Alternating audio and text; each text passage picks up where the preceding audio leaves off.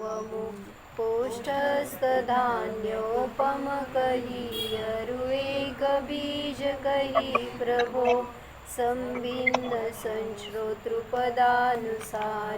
बुद्धिरुद्धि कही विभो चार रुद्धि धरयतीश्वर जगत जन मंगल करे अज्ञान तिमिर विनाश कर कैवल्य मेला कर धरे दिव्यमति के बल ग्रहण करते स्पर्शन घ्राण को श्रवण आस्वादन करे अवलोकते कर त्राण को पंच इंद्री की विजय धारण करे जो ऋषिवराम स्वपर का कल्याण कर पावे शिवालय ते त्वरा प्रज्ञा प्रधाना श्रमण प्रत्येक बुद्धि जो कही अभिन्न दश पूर्वी चतुर्दश पूर्व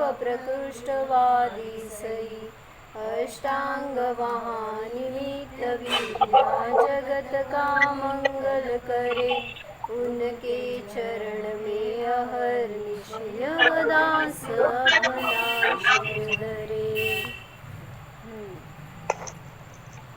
काय चाललंय आपलं बुद्धिरुद्धीचं वर्णन चाललंय. म्हणजे परमर्षी स्वस्ती मंगल पाठ म्हणजे काय हो? परम ऋषी आहेत ना ते. परम ऋषी का म्हणलं त्यांना? जे कोणी भावलिंगी संत आहेत त्यांना ऋषी पण म्हणलं जातं, संत म्हणलं जातं, स्वामी म्हणलं जातं, मुनी म्हणलं जातं. हे सगळे त्यांचे एकार्थवाची शब्द आहेत. मग जे परम ऋषी आहेत ते माझं स्वस्ती म्हणजे मंगल करत, म्हणून परमर्षी स्वस्ती मंगल पाठ असं नाव दिलं त्याला. हां, उत्कृष्ट असे जे ऋषी आहेत तर ते माझं मंगल करोत अशी एक भावना आहे त्याच्यामध्ये. ऋषींचं दर्शन करणं, हे ऋषी आहेत आपल्या समोर, मुनी आहेत म्हणून आपण त्यांचं दर्शन करतोय. आता साक्षात आपल्या समोर भगवान नाही आहेत म्हणून आपण त्यांची प्रतिमा स्थापन करतोय. तर त्या जिनेंद्रांचं दर्शन करण्याचं काय फायदा आहे सांगा तुम्हाला? जिनेंद्र भगवंतांचं दर्शनाचं काय फायदा? का जिनेंद्रांचं दर्शन करायचं? शांत वाटतं आपल्याला. त्यांच्यासारखे आपण भगवान अजून आपले पण भाव तशी होऊ दे, तशी सारखं भगवान आपण पण बनणार आहोत. अजून आपले नेत्र पण पवित्र होतात ना. नेत्र बघून आपल्या नेत्राचं आपण तेवढं हे होतं. का हो दर्शन का करायचं? काय फायदा आहे का नाही आपल्याला? काय असं घ्या डोक्यावर शास्त्र आहे. तर चर्चासंग्रह नावाचा एक ग्रंथ आहे, त्याच्यामध्ये त्यांनी सांगितलं की जेव्हा जिनेंद्र दर्शनाचे तुम्हाला भाव नुसते मनात आले बरं का, मला दर्शन करायचं असे भाव आले आणि तुम्ही सगळी तयारी करायला लागलाय घरामध्ये जायचंय मंदिरात मला दर्शनाला, तर त्याला सांगितलं 100 उपवासाचं फळ आहे. काय म्हणले? फक्त अजून दर्शन केलं नाही, बाहेर पडला नाही, पण भाव जे झाले ना त्या भावाचं फळ 100 उपवासाचं फळ आहे म्हणलं. आता सगळी तयारी करून बाहेर पडला आणि रस्त्याला लागलाय, अजून मंदिरात गेला नाही, पोचला नाही, दर्शन केलं नाही, तर 1,00,000 उपवासाचं फळ सांगितलं. एकदम काय म्हणायचं द्विगुणितच त्याचं. आणि आता मंदिरात प्रवेश केला, अजून भगवान दिसले नाही, दर्शन केलं नाही, पण मंदिरात नुसता प्रवेश केला तरी सुद्धा सांगितलं तिथं करोड उपवासांचं फळ आहे. आता साक्षात दर्शन केल्यावर तर मग अनंत उपवासांचं फळ आहे. म्हणजे तुम्हाला उपवासाच्या भाषेत कळतं म्हणून तिथं आचार्यांना तसं सांगावं लागलं. पण वास्तविक जिनेंद्रांचं दर्शन हे स्वतःमध्ये एक अद्भुत गोष्ट आहे ना. सगळ्यात महत्त्वाचं म्हणजे आपल्याला आपलं स्वरूप दाखवणारं आहे ते.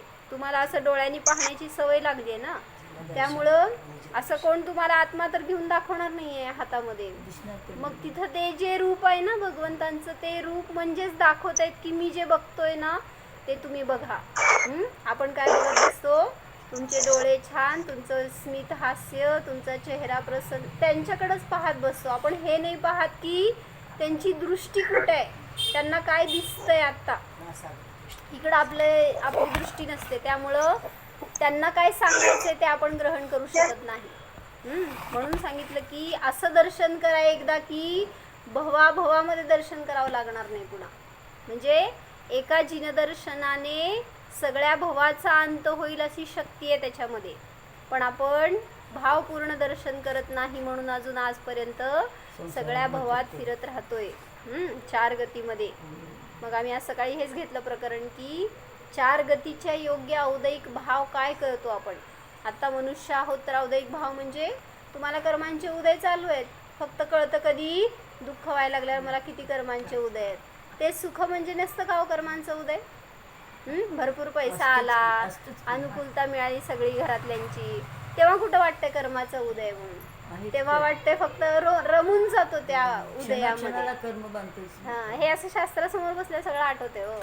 जेव्हा आपण त्याच्यात असतो ना त्यावेळेस तिथं दुःखामध्ये आठवतंय तुम्हाला 100%, पण सुखाच्या प्रसंगामध्ये विसरून जातो की हे सुद्धा कर्म आहे, ह्याच्यामध्ये सुद्धा मला रमायला नकोय. मग आम्ही आज हेच घेतलं प्रकरण की नारकी कोणाला म्हणायचं, जो रती करत नाही, कसलीही काही त्याला प्राप्ती होऊ दे, त्या नरकामध्ये त्याला शरीर जे मिळालं, सामग्री मिळाल्या, अन्न मिळालं, जे काय तिथं असलेलं त्यांनी जे मिळालं त्याला, ते क्षेत्र, तिथला संयोग सगळ्यामध्ये अरती करतो. म्हणजे सगळीकडं शोक करतो. कोण? तो नारकी. खाली मग त्याचं तर स्वरूप सांगितलंय शास्त्रामध्ये, तो असा असतो म्हणून. आपण इथं आहे आत्ता, कुठं मनुष्य गतीमध्ये आहे, नरक गतीमध्ये नाही आहे. पण आपण भाव काय करतोय सांगा. माझे सासू असे, सासरे असे, दीर असं, जाऊ असं, सून असे, सगळ्याबद्दल आपण जे काय अरतीचे भाव करतो ना. कुठं जायची तयारी? कुठं जायची? जायचंय का मग म्हणून सगळे आपण परिणाम जे करतोय ते किती चुकीचे आहेत. मग सावधानता यायला पाहिजे, ज्यासाठी हा सगळा विषय तोच झाला सकाळी. तर सकाळची कॅसेट मिळाली तर ऐका तुम्हाला. तर ही जिनेंद्र भगवंतांच्या दर्शनाची महिमा आहे की तिथं इतक्या तपश्चर्येचं फळस्वरूप एक दर्शन म्हणजे सुद्धा तुम्हाला इतक्या महान उपलब्धीची प्राप्ती होतीये किंवा महान उपलब्धी होतीये. पण हे जाणून सुद्धा आजचे लोक, आजची पिढी दर्शनाला महत्त्व देत नाही किंवा दर्शनाचे भाव होत नाहीत. मग काय म्हणायचं सांगा अशा जीवांना. किती सगळे जातात का दर्शनाला मंदिरात? सगळे घरातले रोज जातात का? का बरं? सगळे हो. मग सगळ्यांना सांगायचं आज जेवायला देणार नाही, जर दर्शन केलं नाही तर जेवण द्यायचं नाही. म्हणजे मग ते रुटीन लागतं एक. असे संस्कारच करायचे लहान मुलांपासून. घरात असू देत की लहान असू देत की त्याचं, घरात असू देत की त्याचं काही नाही, पण एक मंदिरात जाण्याचं विशुद्धी वेगळी असते हो. तुम्हाला आज ऑनलाईन घरात पण मिळते सगळं. काय माहिती का? कपडे मिळते, दागिने मिळते, काय पाहिजे ते घरात मिळतं. जाता का नाही मार्केटला? का जाता? सगळं घरात मिळते तरी सुद्धा का तिथं मार्केटमध्ये जायचे, तिथलं सगळं बघायचे भाव. कारण काहीतरी उत्कृष्ट मिळेल, अजून वेगळं मिळेल, असे तुमचे असतात ना परिणाम. मग हेच सांगायचंय, मंदिरात जाऊन सुद्धा परिणामांची उत्कृष्टता असते. घरात बसून काहीतरी कुकरची शिट्टी तर ऐकू येणार, कोणतरी हाक मारलेला ऐकू येणार, दूध उतू जाणार, हे सगळं लक्ष तुमचं तिकडं असणार. मग किती देव दिसणार? देव दिसतच नाहीत. म्हणून सांगितलं मंदिरात अशी पवित्रता असते हो परिणामांची. 5 मिनिटात जरी जाऊन आलात ना मंदिरात तरी सुद्धा आपलं सगळं घरातले संसार सोडण्याचे संस्कार झाले आपल्यावर तेवढ्या वेळासाठी तरी. आणि आपण तेच घरात बसून विरक्ती असेल ना, काय म्हणायचं नाही मला. घरात आहेत देव, तुम्ही विरक्तीपूर्वक करत असाल ना दर्शन, ठीक आहे, पण आपण तेवढे विरक्त नसतो घरात. ज्याला अशक्य आहे बाबा, दुसऱ्या गावात आहे, इथं नाही आहे, काहीतरी 10-15 किलोमीटर जावं लागतंय, त्याच्यासाठी वेगळी गोष्ट आहे. पण ज्याला सहजतेने प्राप्त होते तिथं सांगितलं नियमाने तुम्ही देवदर्शनाची त्याचा प्रयत्न पुरुषार्थ करायलाच पाहिजे. ज्याला दर्शनाचे भाव होत नाही तर शास्त्रात सांगितलं बरं का, असं मी माझं मनाचं सांगेना, तर त्याला काय शिक्षा द्या म्हणून माहिती का? ज्याला पप्पा बसा, ठेवा ते. ज्याला जिनेंद्र भगवंतांच्या दर्शनाचं भाव होत नाही तर त्याला सांगितलं दोरीला दगड बांधा, ती दोरी गळ्याला बांधा आणि त्याला पाण्यात ढकला म्हणून सांगितलं. माहिती का? म्हणजे इतकी त्याची काय म्हणायचं निर्भत्सना केली आहे शास्त्रामध्ये की तो इतका निकृष्ट परिणामांचा जीव आहे. जर त्याला इतकं महान प्राप्ती होतीये ह्याचं महत्त्व नसेल तर. म्हणून सांगितलं जिनदर्शनाची महिमा आपल्यामध्ये यायला हवी. आता आमचं रुद्धींचं प्रकरण चाललंय. रुद्धी म्हणजे काय असतं? शक्ती म्हणा, एक विशेषता म्हणा, काहीतरी उपलब्धी म्हणा. तर ज्ञानाची उपलब्धी आहे ही. ज्ञान आपल्यामध्ये आहे आणि त्या ज्ञानाची विशेषता म्हणजे ज्ञानाची अद्वितीय शक्ती म्हणजे रुद्धी आहे. मग या सगळ्या एकूण मूळ 8 रुद्धी आहेत आणि त्याचे सगळे भेद करत गेलं तर 64 प्रकारच्या रुद्धी आहेत. तर अलौकिक चमत्कार आत्म्याच्या साधनेने दिसून येतात. या रुद्धी म्हणजे पर्याय आहेत. ज्याचे लक्ष नसतानाही पर्यायात जे प्रगटतात त्याला रुद्धी म्हणतात. काय सांगितले? लक्ष नसताना मी साधना करतोय आणि मला त्याचं लक्ष नाही आहे. तुम्ही काय करता? धंदा करता, लक्ष काय असतं? पैसा मिळावा. स्वयंपाक करता, लक्ष काय असतं? सगळ्यांनी छान म्हणावं, असतं का नाही? मग तिथं ते लक्षपूर्वक तुम्ही करता. पण इथं जी मुनी साधना करताय तिथं काय सांगितलं? जे लक्ष नसतानाही उपलब्ध होतं. काय काय सांगा पूर्ण? लक्ष नसताना देखील उपलब्ध होते ती बुद्धी. पूर्ण सांगा. म्हणून घ्यायचं असतं. हां. म्हणून घ्यायचं असतं. लक्ष नसताना पर्यायात उपलब्ध. हां, ज्याचे लक्ष नसतानाही घ्या की बाई पेन. तू सांग. ज्याचे लक्ष नसतानाही जे पर्यायात प्रगटतं त्याला म्हणायची रुद्धी. आपलं लक्ष धर्म करताना पर्यायात उपलब्धीकडेच असतं. मी एवढे वर्ष झालं धर्म करतोय, काय फळ मिळालं? म्हणजे आपल्याला काय झालं? धर्माकडून अपेक्षा झाली. मग तुम्ही काहीतरी पाहिजे म्हणून धर्म करताय, म्हणूनच तुम्हाला प्राप्ती होत नाही. आणि ज्यांचं तिकडं लक्ष नाही आहे त्यांना ह्या सगळ्या अशा उपलब्धी होतात. आणि तरीसुद्धा त्यांना त्याचं आकर्षण नाही, त्याचं काय म्हणायचं यूज नाही आहे. कारण रुद्धी म्हणजे मोक्ष मार्ग नाही का? पर्यायाची बुद्धी येते. असू दे, मुनिदशा पण एक पर्यायच आहे की. पण मुनी ध्यानामध्ये बसून ते आत्म्याशी एकरूप होतात ना. होऊ देत की. मग मला राहू दे. मला म्हणायचंय रुद्धी म्हणजे मोक्ष मार्ग का नाही सांगा? जेव्हा ध्यानात आपण एकाग्र होऊ तेव्हाच मोक्ष मार्ग मिळणार ना आपल्याला. मग ते एकाग्र झाल्यावरच रुद्धी पण मिळाल्यात. मग बुद्धी हे लक्ष नाही. वृद्धी पर्याय त्याच्यामध्ये अडकून बसायचं नाही ना आपल्याला. म्हणजे सांगितलं की जर ते मोक्ष मार्ग असतं तर सगळ्यांना प्राप्ती व्हायला पाहिजे होती. आणि सगळे भावलिंगी संत म्हणजे रुद्धीधारी नसतात. हो. काहींना असते रुद्धी, काहींना नसते. नसते, हो. जसं म्हटलं सगळे मोक्षाला गेलेले जीव तीर्थंकर नसतात. हो. काहींना तीर्थंकर नामकर्म असतं, काहींना नसतं. मग तीर्थंकर केवली आणि सामान्य केवलींमध्ये काय फरक आहे? सगळे आत्ता समान आहेत सिद्धावस्थेला प्राप्त झाल्यामुळं. जाऊ देत, नाव त्यांना टाकलेलं असेल जे काय, पण त्या नावामुळं काय मोक्ष मिळाला आणि नाही मिळाला असं तर नाही होत आहे. मग तसंच म्हटलं 6व्या 7व्या गुणस्थांवरती जे कोणी मुनी आहेत तर त्यांची विशुद्धी सगळ्यांची समान आहे. त्यामुळं त्यांना समान त्यांची महिमा आहे. फक्त सांगितलं कोणाला पर्यायामध्ये या रुद्धी प्रगट झाल्यात आणि कोणाला नाही झाल्या. तर त्याच्यावरून सांगितलं की म्हणून मोक्ष मार्गाचा निर्णय नसतो. मोक्ष मार्ग म्हणजे आत्म्याच्या विशुद्धीने प्राप्त होणार आहे, असं बाह्य कुठल्या उपलब्धीवरून नाही. आणि आपल्याला दिसतायत त्या रुद्धी वगैरे काय, ते चारण मुनी म्हणून त्या आदरगमन करतायत किंवा विक्रिया रुद्धी म्हणून ते काहीतरी असं काहीतरी विक्रिया रूपाने बाहिरंगामध्ये दिसतंय किंवा काहीतरी अशा ज्ञानाचे धारी झालेत की द्वादशांगाचं पाठी झालेत किंवा एक पाठी आहेत असं वगैरे आपल्याला दिसून येतं आहे.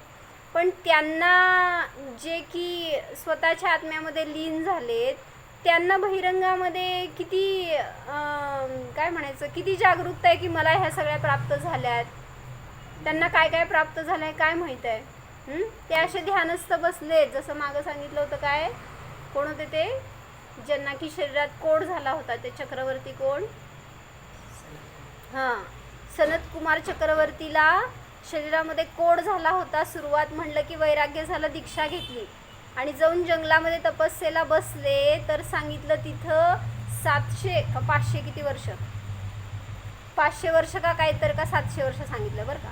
तर इतक्या वर्ष शरीरामध्ये कोड वाहत होतं असं सगळं रक्त म्हणा ते पाणी त्याचं काय असेल कोडाचं द्रव सगळं असं वाहत होता. पण असे ते मुनी निर्विकल्प एकदम मस्त ध्यान असतं. कसं असू शकते सांगा.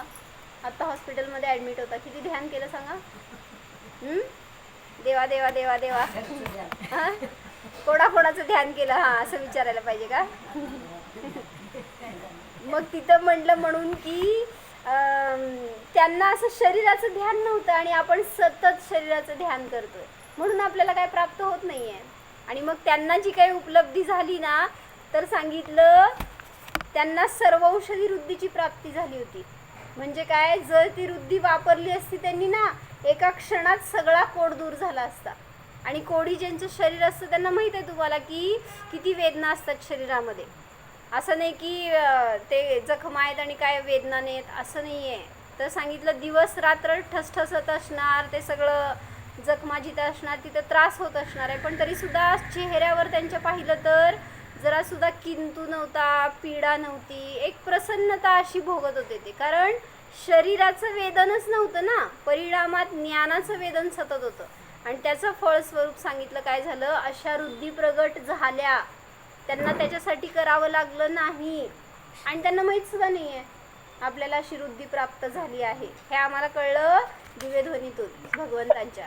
आम्हाला भगवंतांनी सांगितलं की त्यांना अशी वृद्धी प्राप्त झाली होती पण त्यांनी त्याचा वापर केला नाही. आणि म्हणलं ना तिथं देव आला आणि परीक्षा घेण्यासाठी फिरतोय बाजूने जिथं बसले होते मुनी तिथून दुरून फिरतोय आणि म्हणतोय काय कोणाला औषध पाहिजे का माझ्याकडे सगळ्या प्रकारचं औषध आहे. तुमच्या दवाखान्यात किती जण फिरले सांगा. एक जण इंजेक्शन द्यायला एक जण औषध द्यायला. म्हणजे असं तिथं त्या मुलींसमोर येऊन सगळेजण ते तो देव म्हणाला की कोणाला पाहिजे असेल तर माझ्याकडे सगळं वैद्य रूपात आलेला होता देव. वैद्य रूपात आला असं आणि मी कुष्ठरोगाचा स्पेशलिस्ट आहे. मग असं कोणाला कशाचं रोगाचं औषध पाहिजे असेल तर घ्या असं सांगत फिरत होता तो. मग आता मुनी असं म्हणणार आहेत का मला औषध पाहिजे म्हणून ये माझ्याजवळ. मुनींचं तिकडं लक्ष पण नाही आणि मुनी त्याला बोलवत पण नाही आहेत. तर त्यावेळेस झालं काय आता त्याला वाटलं की हे ध्यानाला बसले त्यांचं लक्ष नसेल. जिथं बसले होते त्यांच्या बाजूला जाऊन गिरट्या घालायला लागला औषध घ्या औषध घ्या. एकटेच होते मुनी असं ओरडायची पण गरज नव्हती. पण एक त्याला शेवटी परीक्षा बघायची होती म्हणून. आणि मग तो फिरतोय म्हटल्यावर शेवटी दमला आणि समोर जाऊन बसला. आता मुनींचं जेव्हा ध्यान सुटलं त्यावेळेस मुनींनी डोळे उघडले आणि मग त्यावेळेस तिथं काय झालं तो म्हणतोय मुनींना की मी तुम्हाला कुठल्याही रोगाचं औषध देऊ शकतो तुम्ही औषध घ्या. मग त्यावेळेस मुनी काय म्हणले मला औषध पाहिजे. असं म्हणलं की त्याला वाटलं देवाला हे नापास झाले. आणि सगळे एवढीच तिथं चर्चा करायलेत की हे सगळ्यात श्रेष्ठ त्यागी किंवा काय म्हणायचं फार विरक्त परिणामी आहेत असं वगैरे म्हणून म्हणलेलं. आणि मग त्यावेळेस त्यांनी विचारलं कुठलं औषध पाहिजे. मग लगेच मुनी काय म्हणाले मला असं औषध द्या असेल की जे भवरोगाला दूर करणारं असेल ते औषध असेल तर मला दे. आणि मग त्यावेळेस तिथं देव परास्त झाला आणि तो म्हणतो की खरंच तुम्ही खरे संत आहात खरे त्यागी तपस्वी आहात. कारण ज्यांना शरीरात इतक्या वेदना असताना पण याची फिकीर नाही आहे की त्या वेदना दूर कराव्यात. त्यांना अशी ओढ आहे की हे शरीरच रोग आहे आणि मग हे शरीर मला कधी न मिळो असं जे काय औषध असेल ते मला हवंय असे त्यांचे भाव होते. असं आपल्याला कोण विचारायला आलं तर तुला दिसतंय का आत्ता पहिला किती त्रास व्हायला हे बघ हे सांगणार आपण. पहिलं डोकं दुखायला दाब. रोगाचं कुठं येणार या रोगावर असंच आपल्याला पण सांगायला लागलं जिनेंद्र भगवान. गेलाय गेली हं? आवाज येत नाही मध्ये. होय का? तुमच्या ह्याला प्रॉब्लेम आहे का बघा. सगळ्यांनाच आवाज येत नाही का? क्लिअर आवाज येतोय. हां, येतोय. कोणाला रेंजचा प्रॉब्लेम असला तर जरा मॅनेज करा. तर काय सांगत होती? हा, आपल्याला पण जिनेंद्र भगवान सांगालेत, मी तुम्हाला भवरोगाचं औषध देतो, घ्या, या माझ्याकडं. पण आपण म्हणतोय पहिल्यांदा शरीराचा रोग दूर करायचं द्या. म्हणजे आपली परिणती किती विरुद्ध आहे आणि त्या मुनींची आपल्या किती विरुद्ध आहे. म्हणून ते मोक्षमार्गी आहेत आणि मोक्षस्थ झालेत. कुठे आहेत आता सनत कुमार चक्रवर्ती? कुठे आहेत? मोक्षाला गेले की. आणि मग आपण अजून इथंच आहे. आपल्याला एवढंसं रोग झालं होतं तर किती आकुलता केली आणि त्यांना कोडासमोर तर काय आपल्या रोगाची पीडा. म्हणजे अशी स्थिरता असेल तर मोक्षगामी होऊ शकतो, अन्यथा नाही. थोडासा का महारोग होता तो. महारोगामध्ये जडतं ना. कोडामध्ये रक्तपू वगैरे काही वाहत नाही किंवा ते दुखापत होत नाही त्याला. कोडामध्ये पण आहे ना असं एक टाईप आहे की जिथं स्किन ओपन होती आणि काहीतरी तिथं जखमा होता. ते नाही का असं पूर्वी बांधायचे पट्ट्या वगैरे आणि त्या गुफांमध्ये वगैरे राहायला लावायचे त्यांना वेगळं म्हणून. महारोग म्हटला जातो. तेच महारोग म्हणतात. हात पायाचे बोटे जायला त्याला महारोग म्हटला जातो. पोट कधी म्हणजे त्याचे फक्त सफेद होत जातं किंवा गुलाबी होत जातं. पांढरे होते ते कोण म्हणतात. आता कुष्ठरोग असं तर ऐकून आहे, कारण ते त्यांना सांगितलं ना त्यांचं जेव्हा त्यांना थुकायला लावलं त्यावेळेस तिथं ते त्या थुकीवरती एक विशिष्ट प्रकारची माशी आली हे सांगितलं ना, आणि त्याच्यावरून त्यांचं निदान लावलं की हे रोगग्रस्त झालेत.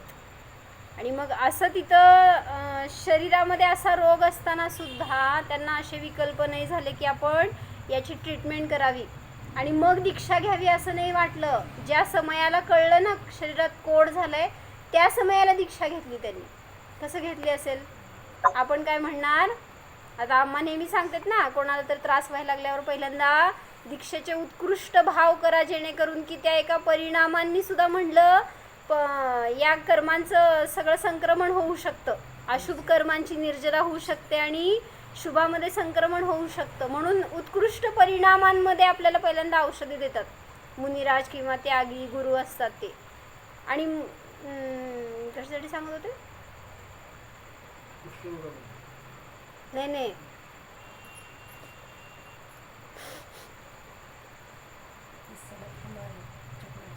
हां, त्याला दीक्षेचे भाव झाले ना, हे मला सांगायचं होतं. असं नाही की रोग झाला हे कळल्यावर तो पहिल्यांदा असं नाही म्हणला की मी बरा होईन आणि मग दीक्षा घेईन. तर आपण काय करणार? आपल्याला रोग झालाय कळल्यावर गुरु म्हणाले की दीक्षा घ्या, आपण काय म्हणणार? कसं शक्य आहे? आता शरीरात शक्ती नाही आहे, इतकं त्रास व्हायला लागलाय, आता मी पराधीन आहे, आणि कसं दीक्षा घे? हे नाही विचार करत की बरोबर आहे मला हेच घ्यायला पाहिजे. असे भाव कराल ना, त्या उत्कृष्ट परिणामांचं फळ बघा की सगळी निर्जरा शरीरातली होणार की नाही. शेवटी परिणामच औषध आहे आपल्या सगळ्या दुःखाचं, रोगाचं. म्हणून यातून त्याचं ट्रीटमेंट करून बघा तर सगळे रोग आपल्यापासून सहज दूर जातील. म्हणून जिनेंद्र भगवंतांची वाणी आहे ती सगळ्याला सुखकर आहे, सगळ्याला मंगलदायी आहे. पण आपण तसं ग्रहण केलं तर ते उपयोग आहे, अन्यथा शब्द आहेत ते. शब्दाचं भाव जोपर्यंत कळत नाही तोपर्यंत मोक्ष मार्गस्थ होऊ शकत नाही. काय म्हणले? वृद्धी म्हणजे काय? वृद्धी म्हणजे काय? बुद्धी म्हणजे शक्ती. आणि मुलींना न मागता मिळते. या काय सांगितलं होतं? वृद्धी म्हणजे काय? सांगावं काय सांगितलं तुम्ही? आत्ता नवीन परिभाषा सांगितली होती. वृद्धी म्हणजे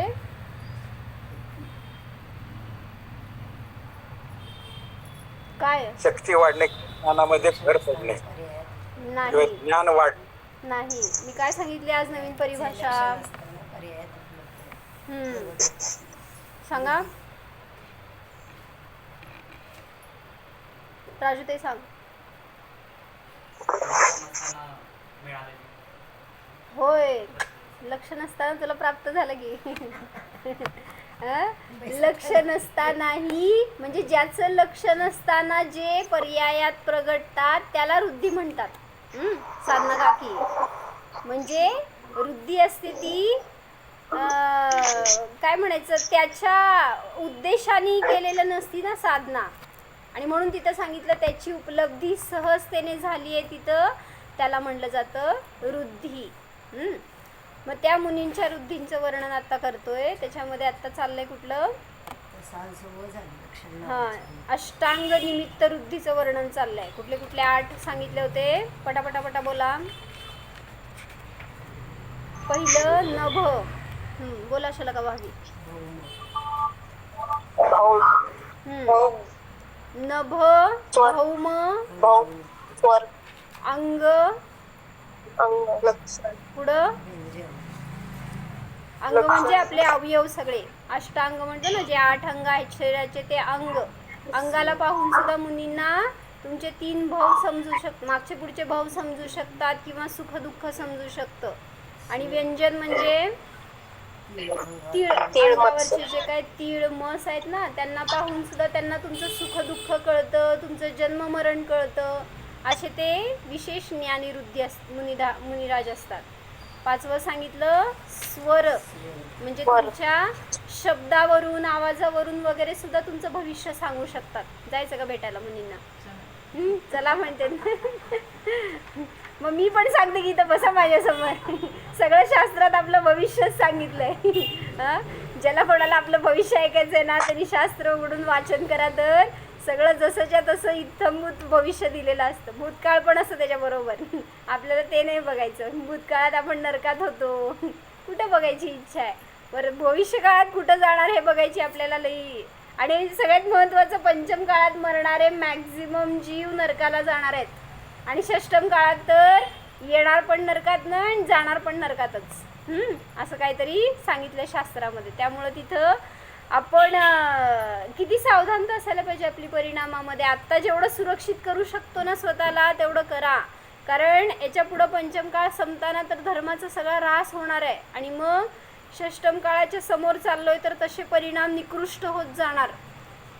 आणि तोपर्यंत आपण इथं राहिलोय त्यांच्यामध्ये, तर ज्यांच्यामध्ये की धर्माच्या विषयी आस्था नसणार किंवा तशी ओढ नसणार, एक तसा पुरुषार्थ नसणार, अशा जीवांच्या जवळ राहून आपल्यामध्ये किती धर्म उतरणार, किती आपले धर्माच्या विषयी परिणाम होणार. म्हणून आत्ता स्वतःला सुरक्षित करा. आणि इथून जर देवगतीत जाऊन बसलात तर सेफ आहे.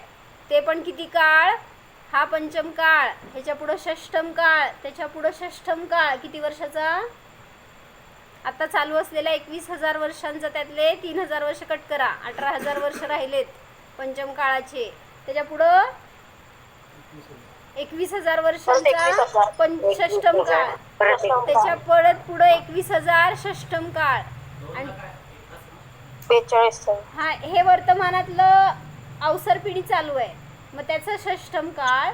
आणि उत्सर पिढी चालू होणार त्याचा षष्टम काळ, म्हणजे तो पहिला काळ असतो, पण त्या षष्टम सारखाच तो काळ आहे, त्यामुळे त्याला षष्टम काळ म्हणतोय आपण. आता उलटी गाडी जाणार अशी. आता आपण पंचम कडून षष्टम कडे चाललोय ना, तर त्या काळामध्ये षष्टम, पंचम, चतुर्थ अशी सगळी रचना असणार. आणि मग त्यातल्या चतुर्थ काळामध्ये धर्माची परत सुरुवात होणार आहे. म्हणजे तीर्थंकर वगैरे येणार. मग म्हणून सांगितलं तोपर्यंत आपण कसं सुरक्षित राहणार. म्हणजे एकूण किती, 84,000 वर्ष श्रेणिक राजा नरकात आहे. आपण कुठं जाणार? त्यांनी तसे केले होते कर्म म्हणून नरकात गेलाय. मग तुम्हाला त्यांच्याजवळ जायचं आहे का? त्यांच्याबरोबर वर येतो म्हणा. असं यायची सोय असती का कुठं पास वगैरे? तर तसं व्यवस्था नाही. म्हणून स्वतःला सुरक्षित करायचं तर धर्मामध्ये राहा. म्हणून एक वाक्य काय सांगितलं होतं, तुम्ही धर्माचं रक्षण करा तर धर्म तुमचं रक्षण करेल. लिहा, काय म्हणले? काय म्हणले? तुम्ही धर्माची उन्नती करा तर धर्म तुमची उन्नती करेल. तुम्ही धर्माला सांभाळा तर धर्म तुम्हाला सांभाळेल. आपल्याला वाटतं आपला मुलगा, आपले नातू आपल्याला सांभाळतील, कोण सांभाळणार आहे? म्हणजे त्यांचा स्वार्थ निघेपर्यंत बरोबर असतील नंतर ना जर जा म्हणले घरातनं तर कशी स्थिरता राहणार आपल्याला. म्हणून सांगितलं की हे धर्मच आपल्याला शरण आहे. आणि ज्याला हे स्वरूप समजलं ना, आत्मस्वरूप, कसलीही कंडिशन असू दे बाहेर, भलेही घरातून जा म्हणेल मुलगा आपल्याला, कोणी सांभाळणार नाही, लक्ष देणार नाही, रोग झालाय वगैरे तर वेदना होतील, पण त्यामध्ये सुद्धा ज्ञानीची परिणती अशी असते की स्थिर, एकदम मस्त प्रसन्नतेने निर्जरा सगळ्याची करण्याचे भाव, कोणाच्या विषयी कंप्लेंट नसते त्याला. सगळं त्या ज्ञानींकडनं शिकण्यासारखं असतं, फक्त आपण तशा दृष्टीने त्यांच्याकडं पाहायला हवं. तर पुढं सांगितलं लक्षण नावाचं निमित्त ज्ञान बघत होतो आपण. त्यात काय सांगितलं होतं, हातापायावरच्या रेषा किंवा तीळ, आणि सांगितलं की शरीरावरचे वेगवेगळे चिन्ह बरं का, जसं की वक्षस्थळी असणारं श्रीवृक्ष चिन्ह, स्वस्तिक, कलश वगैरे जे काही शरीरावर चिन्ह असतील ना, ते पाहून सुद्धा मुनिराजांना त्याचं भाकीत कळतं, म्हणजे त्याचं काय भविष्य काय आहे, त्याचं आयुष्य काय आहे, त्याचं सुख दुःख काय आहे, त्याच्या लाईफमध्ये सगळं कळतं. जसं काय म्हणतो आपण, भगवंतांच्या शरीरावर किती चिन्ह, 1008 चिन्ह असतात, आणि मग त्यातलं उजव्या अंगठ्यावर जे चिन्ह असतं ना, ते त्यांचं लक्षण म्हणतो आपण. जसं ऋषभनाथांचं लक्षण चिन्ह बैल आहे. मग का बैल ठरवलं, तर जेव्हा ते गृहस्थ दशेत होते तेव्हा त्यांच्या शरीरावर 1008 चिन्ह असतात, आणि ते उजव्या अंगठ्याच्या पायाच्या अंगठ्यावर जे चिन्ह असतं ना, ते त्यांचं चिन्ह म्हणलं जातं. जसं पार्श्वनाथ भगवंतांचं सर्प हे चिन्ह, महावीर भगवंतांचं सिंह हे चिन्ह. असं नाही आहे की पूर्वभावात ते सिंह होते म्हणून इथं सिंह झालेत.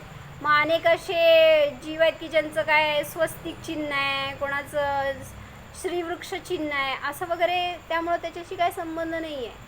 मग त्या शरीराच्या अशा वेगवेगळ्या चिन्हांवरून, त्या लक्षणांवरून त्यांना ते दिलेलं सिम्बॉल आहे. म्हणून 24 सगळ्यांनाच, प्रत्येक तीर्थंकरांना अशी चिन्ह असतात शरीरावर. हां, शुभ लक्षण म्हणलं जातं ना ते, आणि शुभ चिन्ह असतात त्यांच्या शरीरावर. आणि मग जे चिन्ह त्यांच्या त्या ठिकाणी आहे उजव्या पायाच्या अंगठ्यावर, तर ते त्यांचं मूळ चिन्ह म्हणजे ओळख समजली जाते. आणि मग असे पण कोणी निमित्त ज्ञानी असतात की त्या लक्षणावरून तुमच्याकडे किती संपत्ती आहे हे पण ओळखतात बरं का. तुमचं घरामध्ये किती सुखशाली आहे, तुमचा परिवार कसा आहे, तुमचं मरण कधी होणार, तुम्हाला काय संकट येणार, काय रोग वगैरे, सगळ्याचं त्यांना इत्थंभूत ज्ञान होतं त्या चिन्हांवरून. त्याला म्हणलं लक्षण नावाचं वृद्धी. स्मिताहून बोला. तुम्ही सांगता चिन्हावरनं ठरवलं जातं, तर आता चिन्ह मध्ये स्वस्तिक, कलश किंवा झाड वगैरे हे आपण शुभ मानू शकतो, पण जे नाग, मगर किंवा सिंह हे तर क्रूर मध्ये धरलं जातं ना. हे आता चिन्ह कसं त्यांच्या म्हणजे शरीरावर जे चिन्ह होते त्या चिन्हांना म्हणलं, जे की उजव्या पायावर होते ना, ते चिन्ह त्यांचं चिन्ह म्हणलं गेलं.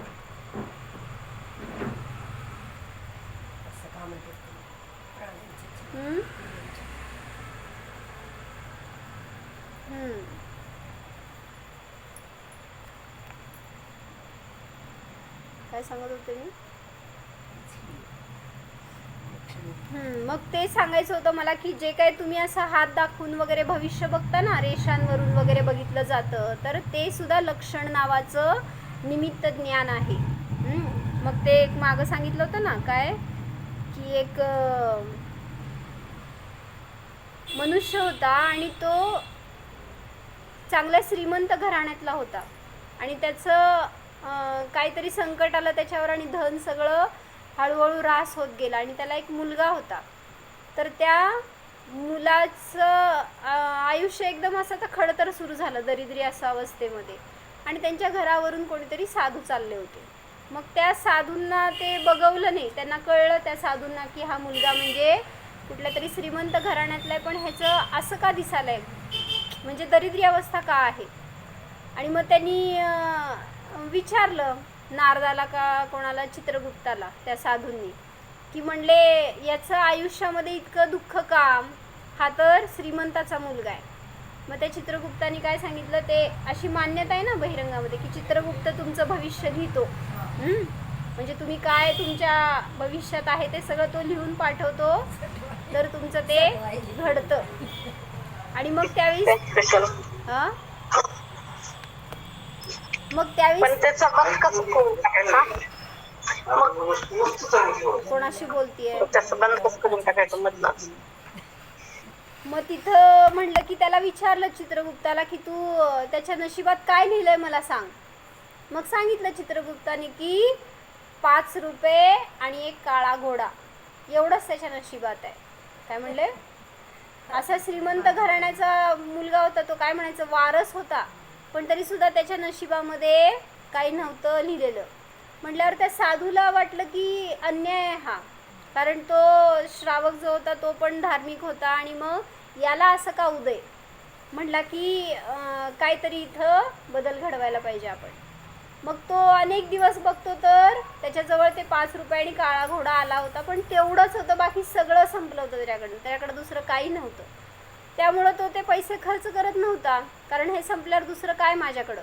त्यामुळं तो त्याला घेऊन बसलेला पण दिवस रात्र उपाशी. मग आता सहज त्याला हे साधू भेटायला आले आणि त्या मुलाला विचारलं की काय चाललंय, कसं चाललंय. मग तो म्हणला की मला खूप त्रास होतोय, माझ्याकडे जरासुद्धा धन नाही आहे. मग त्यावेळेस म्हणले साधू काय की म्हणले तू हे 5 रुपये आणि घोडा बाजारात जा आणि घोडा विक. ते म्हणले माझ्याकडे तेवढंच आहे. तो मनुष्य म्हणला, मुलगा तो म्हणला माझ्याकडे दुसरं काहीच नाही आहे, मी ते कसं विकू. मग त्यावेळेस साधूंनी सांगितलं तुम्ही सांगेल तसं कर. मग तो गेला आणि ते घोडा विकला आणि 5 रुपये दान करून टाकले. आता हातात काहीच नाही त्याच्याकडं. जे विकला ना त्याचे पैसे आले ते घेऊन घरी आला आणि मग ते पैसे परत, म्हणजे आता ते पैसे ठेवले जवळ आणि आता परत काय सांगितलं होतं चित्रगुप्ताने सांगितलं होतं त्याच्या नशिबात मी एवढंच लिहिलंय, त्याच्याकडे एवढं असणारच, काय 5 रुपये आणि घोडा. मग त्या दिवशी नेऊन त्यांनी घोडा विकला होता. दुसऱ्या दिवशी परत 5 रुपये आणि घोडा त्याच्याजवळ, कारण चित्रगुप्ताने लिहिलं होतं ना. मग परत दुसऱ्या दिवशी साधू भेटले आणि सांगितले जा ते घोडा विकून ये आणि 5 रुपये दान कर. परत त्यांनी तसंच केलं. परत त्याला ते धन असं करत सांगितलं त्यांनी, त्याचं धन भरपूर वाढवलं. आणि मग त्यावेळेस इथं चित्रगुप्त परेशान झाला. म्हणले याला रोज घोडा कुठून आणून देऊ मी, आणि रोज पैसे कुठनं देऊ. आणि मग त्यावेळेस तिथं त्यांनी माघार घेतली आणि त्याचं भविष्य बदललं. असं एक काल्पनिक घटना सांगितली होती. म्हणजे आपलं पण असं कोणी लिहिणारं वगैरे भविष्य नाही, आपल्या परिणामांनी आपलं आपण भविष्य घडवतो. म्हणून सांगितलं आत्ता आपल्या परिणामात जितका धर्म असेल, धर्माच्या प्रती आस्था असेल, धर्माच्या प्रती प्रवृत्ती असेल, एक ओढ असेल, तर तेवढ्या निमित्तात जे पुण्य बांधणार आहे ना, ते काय म्हणायचं जाऊन कष्ट करून मिळवायची गरज नाही आहे. तुम्ही जे कष्टाने मिळवत आहे ना हे सगळं आपलं पाप आहे. आणि जे पुण्यवान असतात ना 13.5 करोड रत्नांची वृष्टी होती दारामध्ये त्यांच्या, मग कुठं जावंच लागत नाही. मग का होत नाही आहे तेच तर सांगते की पाप आहे, पाप वाढलंय. मग जे जे करू शकतो तेवढं तर 13.5 करोड नाही मिळणार, थोडेफार मिळतील का नाही. तर म्हणजे म्हणायचंय की कशाला ते रत्नांवर दृष्टी आपली, जे काय मिळायचं ते भरपूर मिळणार, पण तेवढं आपलं धर्माच्या प्रती समर्पण असेल तर. म्हणून धर्म आपल्यामध्ये उतरवा तर धर्म आपली रक्षा करणार आहे. हो जाणा.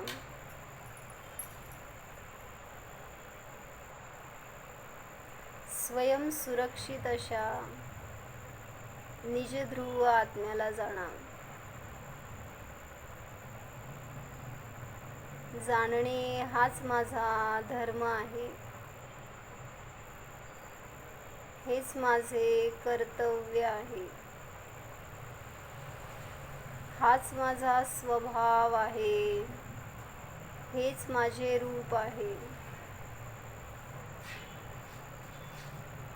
मी मात्र जाननहार आहे.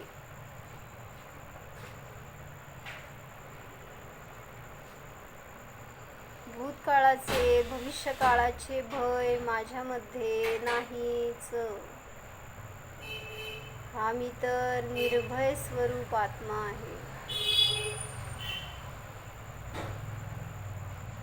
मी आहेच.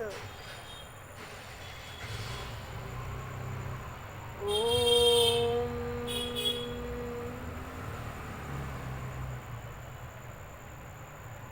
विसर्जन. अरिहंत